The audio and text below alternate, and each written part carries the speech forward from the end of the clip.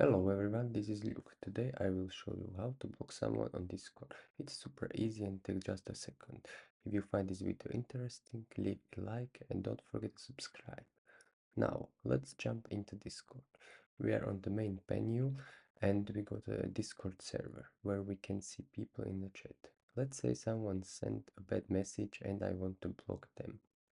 All I need to do is click on their name and the mini profile window will pop up. In the top right corner there are three dots. Click on them and select block.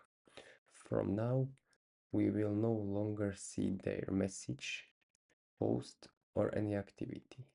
If this person was on our friend list, Discord will automatically remove them.